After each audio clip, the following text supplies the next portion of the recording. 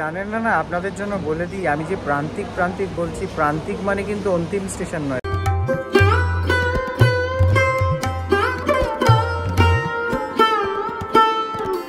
7 kilometre journey করে আমাদের এই রুটের সেকেন্ড স্টেশন ব্যান্ডেলে এসে পৌঁছালো ট্রেন থেকে ছেড়ে 147 কিলোমিটার জার্নি করে আমি পৌঁছে গেলাম আমার এই রুটের 4th স্টেশন। এইটা হচ্ছে ফার্স্ট লুক।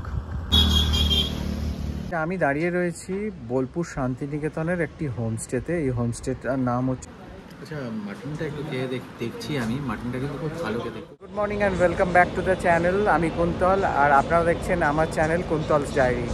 আশা করি সবাই আপনারা খুব ভালো আছেন। আজকে শুরু হচ্ছে আমার চ্যানেলে একটি নতুন জার্নি, আর আমি যাচ্ছি 2 রাত 3 দিনের ট্রিপে বোলপুর শান্তিনিকেতন। বোলপুর শান্তিনিকেতনে আমি কোথায় থাকবো, কি দেখব, কোন মন্দিরে পুজো দেব, সব ডিটেলস থাকবে আগামী এপিসোডগুলিতে। তো দেখতে থাকুন ভিডিওটি, আশা করি খুব ভালো লাগবে। এখন বাজে 6:40 আর আমি পৌঁছে গেছি শিয়ালদা স্টেশন। এই দেখুন আমার পেছনে শিয়ালদা স্টেশন, আর আমি জার্নি করব 13187 শিয়ালদা রামপুরহাট এক্সপ্রেস বা মা তারা এক্সপ্রেসে। তাহলে চলুন যাওয়া যাক।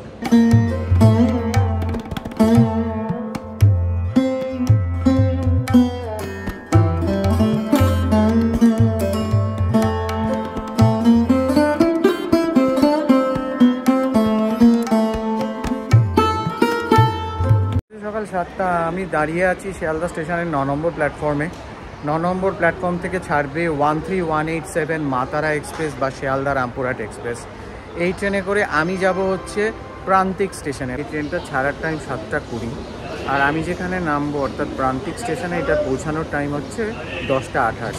দেখা যাক কখন পৌঁছায়। আপনারা যারা জানেন না আপনাদের জন্য বলে দিই, আমি যে প্রান্তিক বলছি, প্রান্তিক মানে কিন্তু অন্তিম স্টেশন নয়। প্রান্তিক মানে হচ্ছে বোলপুর শান্তিনিকেতন যে স্টেশন, তার পরের স্টেশন হচ্ছে প্রান্তিক। আমি ওই পর্যন্ত যাব, আর এই ট্রেন রামপুরহাট পর্যন্ত যাবে, আপনারা হয়তো অনেকেই জানেন। আর এটা রামপুরহাট পৌঁছানোর সময় হচ্ছে 11:55। বাজে 7:20, আর কারেক্ট টাইমে ট্রেন ছেড়ে দিল শিয়ালদা স্টেশন।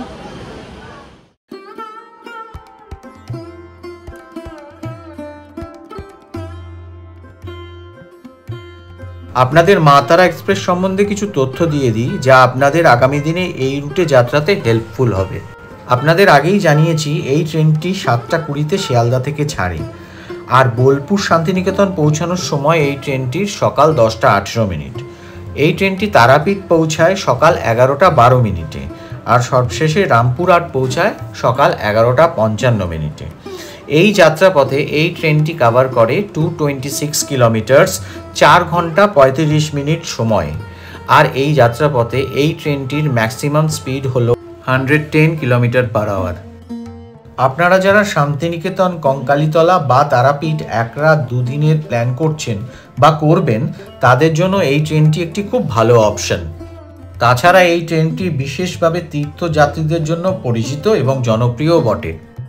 শিয়ালদা থেকে রামপুরহাট যাওয়ার পথে এই ট্রেনটি মোট 8টি স্টেশনে দাঁড়ায়, যার মধ্যে আছে নৈহাটি, ব্যান্ডেল, বর্ধমান জংশন, ঘুষকরা, বোলপুর শান্তিনিকেতন, প্রান্তিক, সাঁইথিয়া জংশন এবং তারাপীঠ রোড।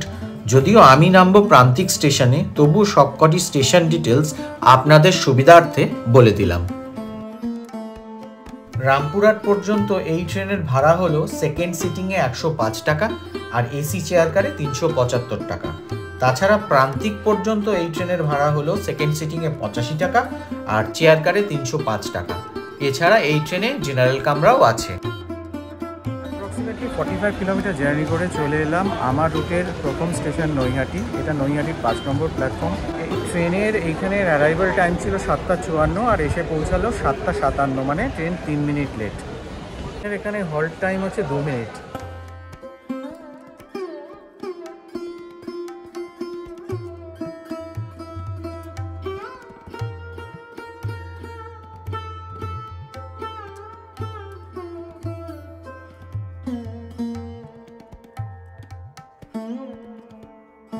7 কিলোমিটার জার্নি করে আমাদের এই রুটের সেকেন্ড স্টেশন ব্যান্ডেলে এসে পৌঁছালো ট্রেন।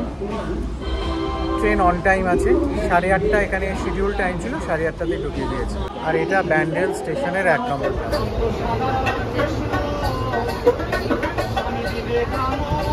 114 কিলোমিটার জার্নি করে শিয়ালদা থেকে ছেড়ে ট্রেন এসে পৌঁছালো আমার এই জার্নির থার্ড স্টেশন বর্ধমান জাংশন। এটা বর্ধমান জাংশনের 1 নম্বর প্ল্যাটফর্ম থেকে ছেড়ে 147 কিলোমিটার জার্নি করে আমি পৌঁছে গেলাম আমার এই রুটের 4th স্টেশন ঘুষকরা।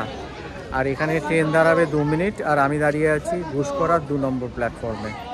ট্রেন কিন্তু প্রায় 25 মিনিট লেটে চলছে, সিগন্যাল হয়ে গেছে, উঠে যাই। শিয়ালদা থেকে ছেড়ে 166 কিলোমিটার জার্নি করে ট্রেন এসে পৌঁছালো বোলপুর শান্তিনিকেতন স্টেশন। আমি এখানে নামবো না, আমি এর পরের স্টেশনে নামবো, কারণ ওখান থেকে আমার হোটেলটা কাছে। ট্রেন কিন্তু এখনও প্রায় 20 মিনিট লেটে চলছে। এখানে ট্রেন দাঁড়ায় 2 মিনিট, আর এটা বোলপুর শান্তিনিকেতনের 1 নম্বর প্ল্যাটফর্ম। সকাল 7:20 শিয়ালদা থেকে ছেড়ে 170 কিলোমিটার জার্নি করে আমি এসে পৌঁছালাম আমার স্টেশন প্রান্তিক। আমি প্রান্তিক স্টেশনের 1 নম্বর প্ল্যাটফর্মে আছি। আমার ট্রেন 20 থেকে 22 মিনিট মতো লেট ছিল। এখানে নেমে আমি যাব আমার হোটেলে। তো বাইরে বেরিয়ে দেখা যাক, প্রান্তিক স্টেশনটা দেখিয়ে দিই। এই সেরকম কিছু নেই, মোটামুটি এই ট্রেন চলে যাবে রামপুরহাটের উদ্দেশ্যে। এখান থেকে রামপুরহাট যেতে আরও আধা ঘন্টা টাইম নেবে। গেলাম প্রান্তিক স্টেশনের বাইরে, ফাঁকা জায়গা একদম। বোলপুর শান্তিনিকেতনটা একটু ক্রাউডেড ছিল, এখানটা একদমই ফাঁকা। দেখি সামনের দিকে যাই, মনে হয় টোটো পাবো।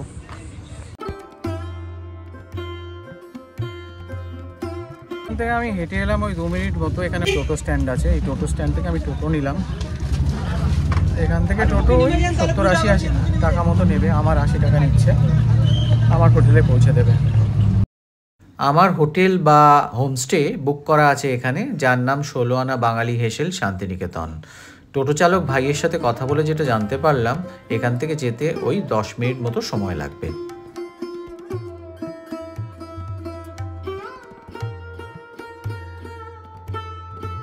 টোটো করে এই আমার পিছনের রাস্তা দিয়ে চলে এলাম। আমার 16 আনা বাঙালি হেসেল হচ্ছে আমার হোটেল কাম রেস্টুরেন্ট, হোমস্টে যাই বলেন না কেন, দেখাই আপনাদের। এইটা হচ্ছে ফার্স্ট লুক।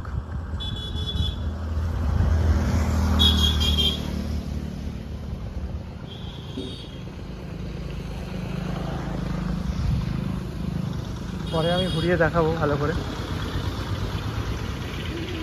আমি হোটেলে তো এসে গেছি। হোটেল মানে এটা খুব সুন্দর একটা হোমস্টে মতো মনে হচ্ছে আমার পেছনে হচ্ছে আমার রুমের দরজা। আমি রুম ট্যুরটা প্রথমে দিয়ে দিই। সুন্দর একটা মাঠ কটেজ টাইপের ভিউ আছে। এইটা হচ্ছে আমার দরজা, এই হচ্ছে আমার রুম। আমি এই এন্ট্রি নিলাম। আমি কিন্তু যা দেখছি একদম খুব পরিষ্কার পরিচ্ছন্ন, কিন্তু রুমটা দেখুন। এখানে একটা জানলা রয়েছে, ওপাশে একটা দরজা রয়েছে, আমি দেখছি। এখানে একটা বেড রয়েছে, যেইখানে 3 জন আরামসে শুতে পারে। 3টে বালিশ দেওয়া রয়েছে, কম্বল দেওয়া রয়েছে। এখানে একটা সেন্টার টেবিল রয়েছে, আর এখানে আমি লাগেজ রাখলাম, টেবিল রয়েছে। এখানে ড্রেসিং টেবিল দিয়েছে, এখানে কাপবোর্ড রয়েছে, যেটাতে খুব সুন্দর কিন্তু বেতের কাজ করা। আর পুরো রুমটা কিন্তু এরকম ডিম লাইট দেওয়া রয়েছে, এসি রয়েছে, ফ্যান চলছে। আর এটা হচ্ছে ওয়াশরুম। ওয়াশরুমটা একটু দেখি কীরকম। ওয়াশরুমটাও কিন্তু খুব ভালো, গিজারও রয়েছে, বেসিন রয়েছে, ওয়েস্টার্ন টয়লেট। ওয়াশরুম একদম নিট অ্যান্ড ক্লিন, খুব সুন্দর পরিষ্কার পরিচ্ছন্ন। এছাড়াও দ্য বেস্ট পার্ট ইজ, আমার রুমটা কিন্তু দারুণ পছন্দ হয়েছে। এখানে একটা খুব সুন্দর একটা এথনিক লুক রয়েছে রুমটার মধ্যে। আর ওপাশটা আমি একবার দেখি, ওপাশটা একটু ডিম লাইট রয়েছে। আপনারা হয়তো অত ভালো বুঝতে পারছেন কিনা আমি জানি না। এখানে এপাশে কি সুন্দর দেখুন, একটি চিত্র করা রয়েছে, এবং পুরো দেয়ালগুলো খুব অথেন্টিক বা এথনিক যাই বলা যায় না কেন। ও এপাশে আবার একটা ব্যালকনি রয়েছে। এই হচ্ছে আমার রুম।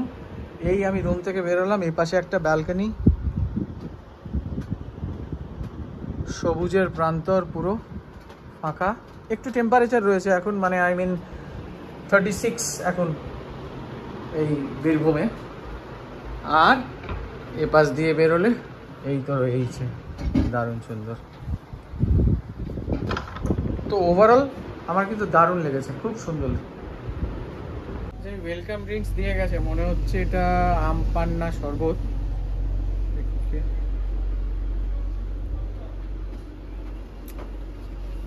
ঠান্ডা, তবে গরমে ভালোই লাগছে। আমি দাঁড়িয়ে রয়েছি বোলপুর শান্তিনিকেতনের একটি হোমস্টেতে। এই হোমস্টেটার নাম হচ্ছে 16 আনা বাঙালি হেসেল। খুব সুন্দর। আমি পিছনে আপনারা একটু দেখতে পাচ্ছেন। তো আমার যেটা মেন বলার সেটা হচ্ছে, আমি না আসার সময় প্রান্তিক স্টেশনে নেমেছি। প্রান্তিক স্টেশনটা হচ্ছে বোলপুর শান্তিনিকেতন যে স্টেশন, তার থেকে আর 10 মিনিট লাগে, নেক্সট স্টেশনই বলা যায় আর কি। আমি কেন এই প্রান্তিক স্টেশনে নামলাম সেটা আপনাদের একটুখানি ব্যাখ্যা করে দিই। এর কারণটা হচ্ছে, প্রথম কথা হচ্ছে আমার এই হোমস্টেটা না প্রান্তিক স্টেশন থেকে কাছে। দ্বিতীয় কথা, আমি যে কারণে এখানে এসেছি, অবভিয়াসলি শান্তিনিকেতনের কিছু কিছু জায়গা দেখার তো একটা প্ল্যানিং আছে। এছাড়া আমার আরেকটা প্ল্যানিং আছে হচ্ছে কঙ্কালীতলায় পুজো দেওয়ার। এবার কঙ্কালীতলায় পুজো দেওয়ার জন্য কিন্তু আপনারা চেষ্টা করবেন প্রান্তিক স্টেশনে নামে যেতে, কারণ প্রান্তিক স্টেশন থেকে কিন্তু কঙ্কালীতলাটা কাছে হয়। তো আপনারা যদি স্পেসিফিক্যালি কঙ্কালীতলায় পুজো দেওয়ার জন্য আসেন, আমার রেকমেন্ডেশন রইল হচ্ছে আপনারা প্রান্তিক স্টেশনের কাছে কোনো হোমস্টে দেখবেন, এবং যেটা কঙ্কালীতলা থেকে খুব কাছে হয়। সেক্ষেত্রে কী হবে, আপনাদের কমিউনিকেশন বলুন, যাতায়াত বলুন, ভাড়া বলুন, এগুলো কিন্তু কম লাগবে। আমার যে হোমস্টে 16 আনা বাঙালি হেসেল তার নাম, এটা হচ্ছে আপনার স্টেশন থেকে ওই মানে প্রান্তিক স্টেশন থেকে নিল হচ্ছে আপনার মিনিট 10 নিল। রাস্তাটা কিন্তু খুব একটা ভালো ছিল না, বাট ওই মিনিট 10 টাইম নিল। তবে হোমস্টেটা কিন্তু আমার খুব পছন্দ হয়েছে। আমি আপনাদের পুরো হোমস্টেটা ঘুরিয়ে দেখাবো, আপনারা দেখলেই বুঝতে পারবেন। এটা কিন্তু খুব সুন্দর, মানে এথনিক ইন দ্য সেন্স কি একটা মানে ভেদিক লুক আছে, মানে I mean village type of look আছে। তো আমার কিন্তু খুব ভালো লেগেছে। আমি ঘুরিয়ে দেখাবো আপনাদের এটা, আশা করি আপনাদের দেখেও খুব ভালো লাগবে। ট্রেন জার্নিটা একটু ছোট্ট করে বলে দিই। ট্রেন তো নামালো আমাকে কিন্তু প্রায় 11টা, প্রান্তিকে 10টা 28-এ টাইম ছিল। ওই আপনার 20 থেকে 25 মিনিট মতো লেট ছিল। এমনি এছাড়া কিন্তু কোনো প্রবলেম হয়নি। আর ট্রেনের সব ডিটেলস, কত টিকিটের ভাড়া, কি বৃত্তান্ত, সেটা তো আমি অলরেডি স্ক্রিনে দিয়ে দিয়েছি, আপনারা দেখে নিয়েছেন। এছাড়া ট্রেনের আর আলাদা করে বলার মতো কিছু না, পরিষ্কার পরিচ্ছন্নই ছিল, সেরকম ক্রাউডেড ছিল না, ভালোভাবেই এসে গেছি আর কি। শুধু এখন তো খুব গরম, একটু গরম লেগেছে ওই পর্যন্তই, আদারওয়াইজ কোনো অসুবিধা হয়নি, ভালোভাবেই এসেছি। বাজে 1:40, আর স্নান করে বেরোলাম, এবার খেতে যাব। বীরভূমের টেম্পারেচার হচ্ছে 39-40, খুব গরম। আমার রুমটা অ্যাকচুয়ালি দোতলায়, আমি দোতলা থেকে নিচে নামছি। নেমে এবার এদের ডাইনিং হলটা সামনে, আমি দেখাই আপনাদের। সামনে এটা হচ্ছে ডাইনিং হলটা, আমি ওখানেই যাচ্ছি অ্যাকচুয়ালি লাঞ্চটা করতে। এই পিছনে দেখা যাচ্ছে হচ্ছে বিল্ডিং, যে বিল্ডিংয়ে আমি রয়েছি, আর এই সামনে যাচ্ছি ডাইনিং হল।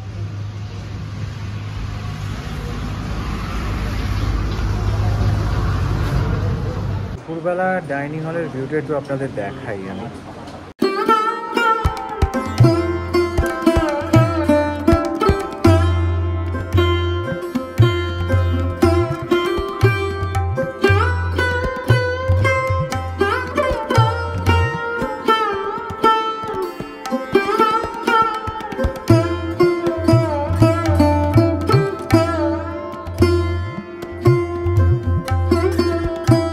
ডাইনিং হলটাতেই বেসিক্যালি একটা গ্রাম্য পরিবেশের ছোঁয়া, আর চারিদিকে এত গরম হওয়া সত্ত্বেও যেহেতু ওপরে মানে সিলিংটা করা আছে চাটাই দিয়ে, তো ভেতরটা কিন্তু অত গরম লাগছে না। মানে চারিপাশে আমি যে বললাম এইমাত্র 39-40 ডিগ্রি টেম্পারেচার, কিন্তু সেই তুলনায় কিন্তু ভেতরটা কিন্তু অতটা ওরকম গরম লাগছে না। প্লেজেন্ট, মানে ঠান্ডা নয়, বাট প্লেজেন্ট আর কি। আমি এসে গেছি লাঞ্চে, আর লাঞ্চে এরা দিয়েছে হচ্ছে ভাত, খুব সুন্দর করে সাজিয়ে দিয়েছে কাঁসার থালায়। এমনি আগেই বলেছিলাম যে একটা বেদিক ভিলেজ টাইপের কনসেপ্ট, আর খাবারটাও দিয়েছে সেরকমই ঘরোয়াভাবে। ভাত আছে, পাঁপড় ভাজা দেখতে পাচ্ছি, ডাল, আলু পোস্ত, এটা আলু পটল পনির দিয়ে তরকারি, ভাজা দিয়েছে, বেগুনি দিয়েছে, একটা শাক দিয়েছে, চাটনি, আর এটা হচ্ছে টক দই। এছাড়া আমি নিয়েছি আলাদা করে হচ্ছে মাটন আর একটা পমফ্রেট মাছ। এবার খেয়ে দেখি কীরকম, তারপর বলছি। রান্নাবান্না কিন্তু মনে হচ্ছে খুব ভালো। আমি প্রথমে ওই শাক ভাজাটা খেলাম, খুব ভালো। এখন ডাল আর আলু ভাজা আর আলু পোস্ত দিয়ে খাচ্ছি। একদম ঘরোয়া রান্না আর ভীষণ ভালো, কোনো ঝাল নেই, কোনো রিচ নেই। এরপর ভেজগুলো তো খাচ্ছি, এবার ননভেজটা খেয়ে তারপর বলছি আবার। আচ্ছা, মাটনটা একটু খেয়ে দেখছি আমি। মাটনটা কিন্তু খুব ভালো খেতে, খুব ভালো টেস্ট। একটু হালকা ঝাল আছে, বাট এমনি খুব ভালো রান্না, খুব ভালো হয়েছে। আচ্ছা, লাঞ্চ তো হয়ে গেল আমার। আমি এখন অ্যাকচুয়ালি ডাইনিং হলেই বসে আছি। যেটা বলা সেটা হচ্ছে পার্টলি তো কিছু কিছু আমি বলেই দিলাম অলরেডি। এছাড়া আমি পমফ্রেট মাছ নিয়েছিলাম, মাছটাও খুব ভালো ছিল। প্রত্যেকটা রান্না খুব ভালো এবং ঘরোয়া, এবং মানে বিশেষ করে ভেজ আইটেমগুলো তো অত্যন্ত ভালো ছিল, সাথে ননভেজগুলোও ভালো ছিল। ওভারঅল আমার খেয়ে খুবই ভালো লেগেছে। আর দাম যদি বলেন তাহলে ওই পুরো ভেজ থালিটা, যেটা আমি প্রথমেই দেখালাম, ওই পুরো ভেজ থালিটার দাম ছিল হচ্ছে 170। এর সাথে মাছ আর মাটন আলাদা আলাদা 200 টাকা করে। মাছ 1 পিস, মাছ পমফ্রেট স্ট্যান্ডার্ড সাইজ, আর মাটন ছিল 2 পিস। এই মোটামুটি ছিল রান্না, খুব ভালো। আমি খেয়ে খুব স্যাটিসফাইড। আপনারা আসলে এখানে খাবার জন্যও আসতে পারেন। এখানে কিন্তু অনেক লোক আমি দেখছিলাম অনলি লাঞ্চ করতেও কিন্তু এসেছে, যারা এখানে থাকছে না। That's it. তো আমি মিস করে গেছি, সেটা হচ্ছে এই যে ভেজ থালি, যেটা 170 রুপিস দাম এখানে, তার সাথে কিন্তু একটা জলের বোতলও দিয়েছে ওরা। মানে একটা জলের বোতল ওই ভেজ থালির সাথে ইনক্লুডেড 170 রুপিসে। এরপর যে যেটা নেবে সেটা সেই অনুযায়ী এলাকাটা ওয়াইজ দাম পে করতে হবে। আচ্ছা, 16 আনা বাঙালি হোমস্টে বা রিসর্ট যাই বলেন না কেন, এটা আমি একটু আপনাদের না ঘুরিয়ে একটু দেখিয়ে দিই। এই যে রাস্তাটা দেখা যাচ্ছে, এই রাস্তায় 10 মিনিট স্টেশন থেকে আসলে এই রাস্তার উপরেই হচ্ছে 16 আনা বাঙালি। এর সামনেটা হচ্ছে এই একটা হেসেল টাইপের, মানে এখানে this is the dining area for the people who will stay, and it is also a restaurant that caters to the Bengali, Indian and Chinese dishes. এ পাশে আমার মনে হয় সামনে কিছু মানে ওপেন ক্যাফেটেরিয়া টাইপের করা হয়েছিল, এখন এই মুহূর্তে নেই। আর এটা হচ্ছে সামনের যে রেস্টুরেন্ট ক্যাফেটেরিয়াটা, ভেতরটা তো আমি অলরেডি দেখালাম। এই সামনে একটা লন সাজানো রয়েছে, অনেক গ্রিনারি।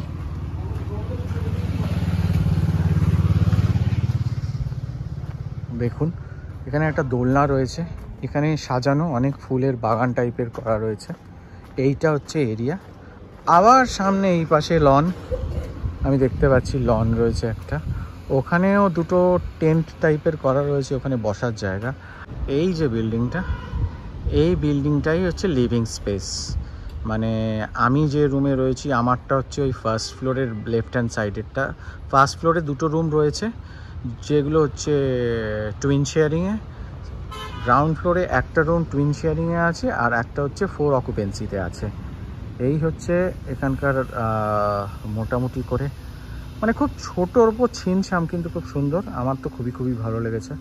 এখানে অনেক সানফ্লাওয়ার গাছ পুরো এখানে রয়েছে, এগুলো নিশ্চয়ই আরও অনেক শোভা দেবে। এই মোটামুটি এইটা হচ্ছে দিনের বেলার ভিউ। আমি চেষ্টা করব রাতের বেলার আরেকটা ভিউ আপনাদের সামনে তুলে ধরতে। খুব সুন্দর আর্টিস্টিকভাবে করা। এপাশে এই সিঁড়ি উঠে গেছে, এই সিঁড়িতে আমি উপরে উঠব। চারিদিক কিন্তু একদম ফাঁকা, এখানে খুব একটা কিছু যে আছে বলে মনে হচ্ছে না। আমি ওপর থেকেও ভিউটা আপনাদের দেখাচ্ছি। এই হচ্ছে ওপরের ওপেন ব্যালকনি, এটা কমন ব্যালকনি ফর বোথ, মানে দুটো। এইটা হচ্ছে আমার রুম, আর এই পাশে আরেকটা রুম আছে। তো এই দুটো রুমের জন্যই এই ব্যালকনিটা কমন। এছাড়া আমি আগেই দেখিয়েছি রুম টুর দেখানোর সময়, প্রত্যেকটা রুমের সাথে অ্যাটাচড একটা ব্যালকনি আছে। আর এইটা এইরকম।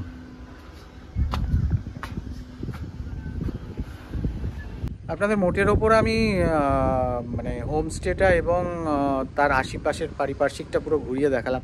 আশা করি আপনাদের দেখে বেশ ভালো লেগেছে।